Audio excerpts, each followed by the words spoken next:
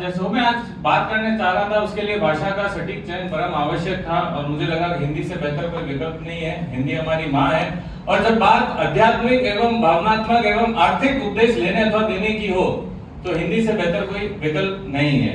आजकल सभी जगह बात समाज की हो, कारोबार की हो, हमारे इस परिवार की हो अथवा कहीं भी हो, एक समस्या ने बड़ा विकराल रूप धरा हुआ है।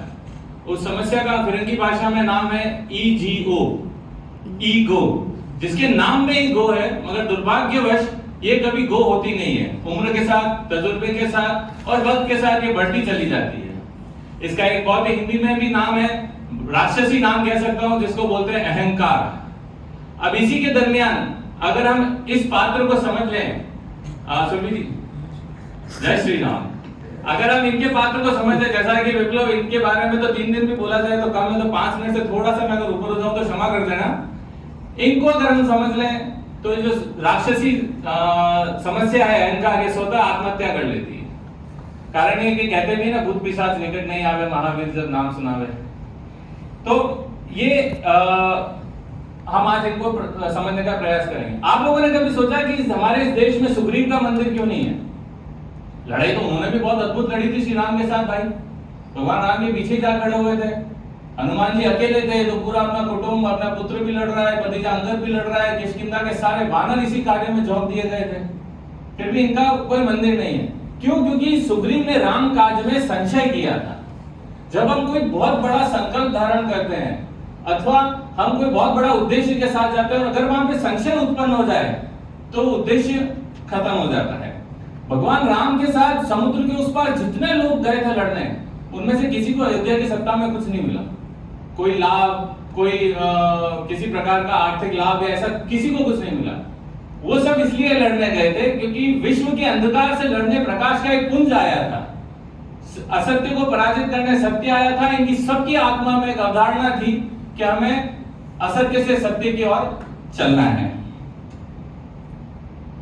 प्रतिभा और प्रतिबद्धता का मणिकांचन सहयोग अगर आपको देखना है, प्रतिबद्धता, शेयर डिटर्मिनेशन, प्रतिभा और प्रतिबद्धता का मणिकांचन अगर आपको देखना है तो श्री हनुमान में देखो। बहुधा प्रतिभा अक्सर अहंकार को जन्म देती है और यदि देश चलाना हो, परिवार चलाना हो, हमारा बीएनआई चलाना हो तो हमें अहंकार को बगल में रख लेना चाहिए। ये जान लेना अति आवश्यक है कि लोक में, समाज में किया गया आपका कोई भी कार्य आपका एकात्म पराक्रम नहीं है बल्कि सामूहिक पराक्रम है। मैं आपके सामने यहाँ उपस्थित हूँ, यहाँ सभी सदस्यगण उपस्थित है, हमारे बीएनआई अध्याय प्रमुख यहाँ उपस्थित है। मैं एक पुत्र हूँ, एक भाई हूँ, एक पति हूँ, एक पिता हूँ और मैं भी जानता हूँ कि मेरे यहाँ से ये एजुकेशन स्लॉट के बाद में आप लोगों के द्वारा मेरा प्रशंसा की जाएगी। लेकिन किंतु अगर मैं ये मान लूं कि यहाँ से जाने के पश्चात घर में मेरी पत्नी भी मेरे से उसी प्रकार का व्यवहार करे जो मेरा प्रशंसक वर्ग यहाँ कर रहा है, तो यहाँ से मेरी बुद्धि का भ्रष्ट होना चालू हो जाता है। उसे तो वही दिखाई दे रहा है जो गीला तौलिया में बिस्तर पर छोड़ आया। भगवान श्री हनुमान रुद्र अवतार है। बाल समय रवि बख्श लियो, उन्होंने बचपन में ही अपनी प्रतिभा को पूरे विश्व में व्याख्यायित कर दिया है।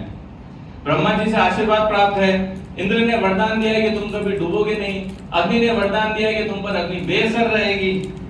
लेकिन जब उनसे माता सीता ने पूछा कि आप अपना परिचय दीजिए, आप अपने बारे में बताइए, तो उन्होंने ये नहीं बोला कि मैं पंचकन्याओं में पूजनी अंजलि का पुत्र हूँ, मैं 5 सत्वों में देव, वायुदेव, पवन देव का पुत्र हूँ। उनका एक बहुत ही छोटा सा परिचय था कि रामदूत में मात जानकी, बस 4 शब्दों का उनका परिचय। उन्होंने ये नहीं बताया मैं क्या क्या कर सकता हूँ, मैंने बचपन में सूर्य का ग्रास किया, ये वो।